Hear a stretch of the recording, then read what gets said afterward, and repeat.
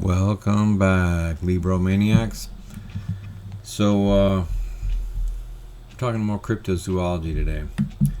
And I'm going to be reading a passage written in the book Everything You Know Is Wrong by Lloyd Pye.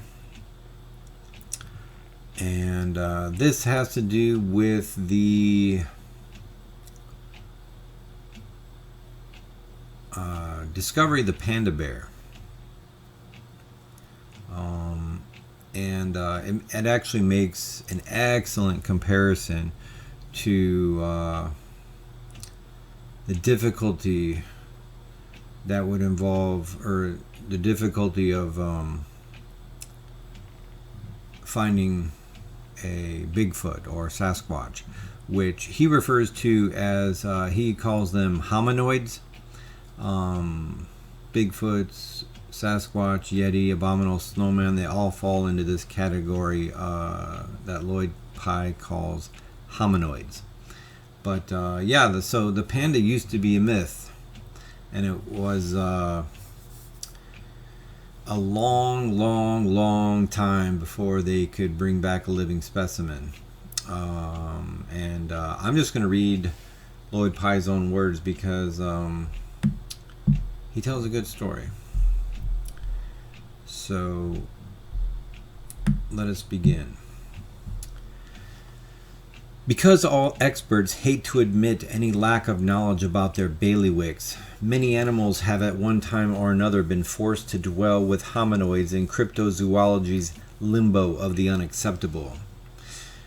There they remained until evidence for their reality drowned out the bleating chorus of official naysayers. Among them are the absurd platypus, the long-rumored mountain gorilla, the legendary giant squid, and the giant panda. The panda story is a perfect comparison with hominoids because they live in the same kind of habitat, montane forest, and terrain, mountainous. Also, as with early written references to hominoids, pandas are mentioned in many old Chinese manuscripts. In those texts, they were called bei sheng, which means white bear, and they were typically described as they turned out to be: black and white bears that lived high in rugged mountain ranges and ate bamboo shoots for a living. Since every Western authority, quote-unquote, knew all bears were meat-eating carnivores, and since black and white coloring was so obviously a fanciful creation of benighted natives, and most importantly, since no Western authority had ever braved the rigors of going to China to actually study the matter, they felt fully qualified to pronounce the panda an amusing legend invented by Chinese as a harmless woodland sprite. But then, after 2,000 years of unaccepted reports, in 1869 a French missionary and naturalist named Father Armand David made his way to Sichuan province. Like most naturalists of his time, Father David had heard of the legendary bei sheng and believed the official assurances that mottled bamboo-eating bears were a highly embellished Chinese crock. Then he saw the full skin of one hanging on a wall in a village elder's home. At first stunned, then delighted at discovering such incontrovertible evidence that the legend was real, Father David hurried to the bei sheng's reported habitat, a bamboo forest in a forbidding mountain range. Upon arrival, he promptly hired a group of local hunters to bring him a living specimen.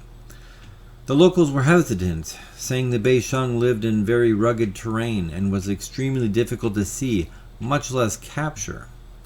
Father David took their reluctance as a ploy to extract more money from him, which he offered. The locals shrugged, agreed to take a crack at it, and after just 12 days returned with a living bei sheng they professed to have found only by amazing good fortune.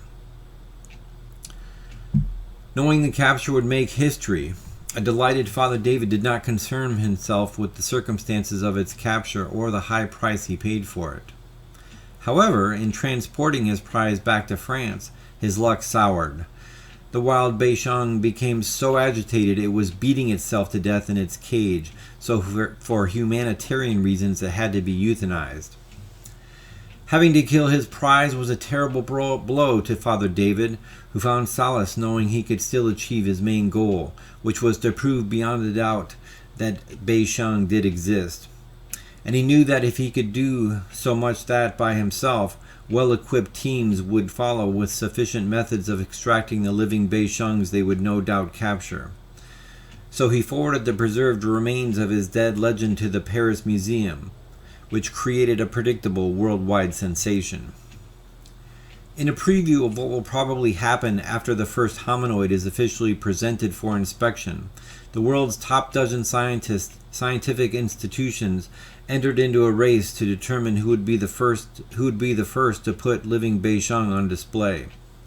They sent legions of top-notch experts, hunters, trappers, scientists, swarming through the mountainous regions of Sichuan, an area about the size of Arizona or Italy. All waited anxiously to see who would be the first one to bring one in. And they waited, and waited, and waited. By 1900, 31 years after Father David's find, all of the museums that had financed expeditions had long since given up the chase. By 1910, the Beisheng had been renamed Giant Panda by the Western media and shoved back into the mists of legend. Though Father David's stuffed specimen remained real, 41 years without even so much as a follow-up sighting convinced most experts the panda was indeed extinct.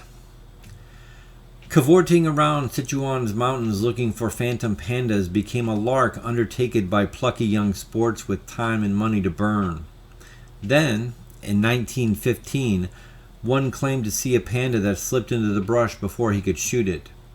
His sensational report was met with thunderous denouncement from the official science, which had declared the panda definitely extinct.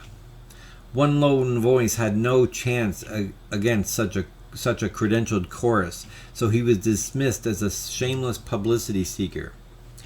If, during the next 14 years, any more sightings occurred, no one had the nerve to step into the hail of ridicule that had greeted the previous eyewitness. Then, in 1929, exactly 60 years after Father David captured the first one, Teddy Roosevelt's two sons spotted one in a hollow tree and shot it, sending their bullets through the poor panda to puncture countless scientific egos. Even with the passing of 60 years, not much had changed after the second discovery of pandas. Museums and zoos all over the world mounted full expeditions to try to be the first to capture a living specimen. Finally, in 1937, a remarkable woman named Ruth Harkness achieved what had begun to seem impossible. With literally no hunting or trapping experience, she led an expedition that captured a live panda and returned it to Chicago's Brookfield Zoo. Naturally, the men who had been hunting pandas for years claimed Mrs. Harkness's success was an undeserved fluke, which prodded her into trying again the following year. Incredibly, she deuced the challenge, bringing back another live specimen and touching off the panda craze that remains with us today. I've gone into such detail about the hunt for the panda because it perfectly illustrates the fundamental reasons why hominoids have managed to stay undiscovered in Western eyes. Imagine 60 years of effort by the world's top wilderness experts to secure one specimen of a relatively numerous, distinctly marked, reasonably large, slow-moving, dim-witted animal inhabiting a rugged but confined area, living a daytime existence while eating a highly restricted diet. Consider how infinitely more difficult it would be to locate and secure specimens of shrewdly intelligent, largely nocturnal, highly mobile omnivores that are absolute masters of enormous areas comprising some of Earth's most difficult environments. And that is the end of the passage I wanted to read. That is an incredible argument and an incredible story. That it takes us, 60 years to get a single panda with all these top-notch hunters. And from what I understand, Ms. Harkness, unlike the hunters and trappers and experts, Ms. Harkness just used she asked the indigenous people, like, whereas these other guys are going in and doing their own thing. She's like, well, these guys know, so I'm gonna ask them. And from what I understand, she was her success came about in part because she was using the advice and expertise of the locals. But yeah, and not just shrewdly intelligent. Lloyd Pye there describes these people, describes these hominoids as shrewdly intelligent. They have bigger brains than us. Bigger brains.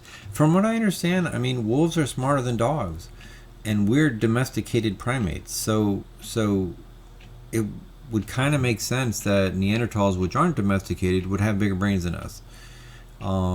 Because, you're going to need a bigger brain to live in the harshness of Mother Nature. Like, it's survival of the fittest out there. It's a rough life, whereas we live these easy, padded, simple, sedentary lives, and we don't really need to be that smart. So, good luck.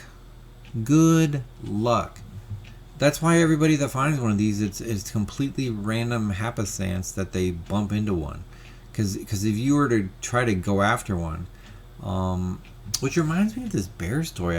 I heard of this story on YouTube about somebody who had shot a bear, and the bear was bleeding out slowly but surely, and the bear set a trap.